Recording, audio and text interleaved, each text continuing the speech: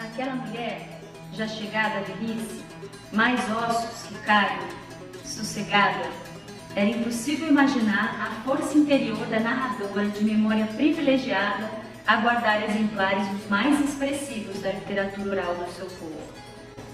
O ato de narrar a transmudava. Perdia a quietude natural, erguia os braços longos de mãos descarnadas em gestos definitivos. Ao trabalhar os seus contos e divulgá-los, move-me a certeza da grandiosidade dessa narrativa. Esse é um trecho de Canção para Luzia Teresa, um texto que o professor Altimar Pimentel escreveu para ela. O professor Altimar Pimentel foi o responsável pela gravação das histórias da Luzia.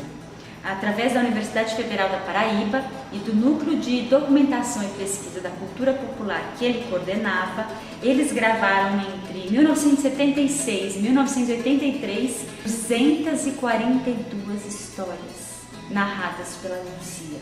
E é por isso que o professor Altimar Pimentel apelidou a Luzia de Sherazade brasileira. Tem uma ideia, os irmãos Grimm coletaram mais ou menos 200 histórias, mas de diversos narradores.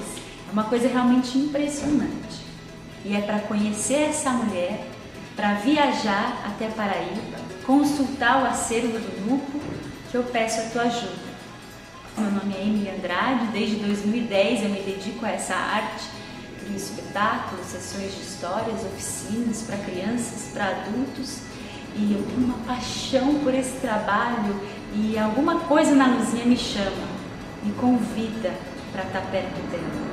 Quando eu voltar dessa viagem, a ideia é fazer um espetáculo de narração artística chamado Histórias de Luzia Teresa, mas isso é outra história. Esse financiamento coletivo é para custear a viagem, a estadia, enfim, e uma coisa muito importante. Muitas coisas do acervo, especialmente da Luzia Teresa, eles ainda estão em fitas de rolo.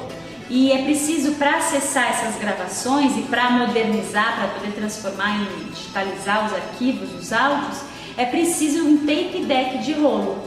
A gente já fez uma pesquisa e a gente viu que não é um equipamento muito barato, e a ideia é que com esse financiamento a gente consiga esse equipamento, doe ele para o núcleo, assim em março, quando eu for, eu consigo acessar as gravações e o núcleo, a equipe do núcleo consegue digitalizar o resto do acervo.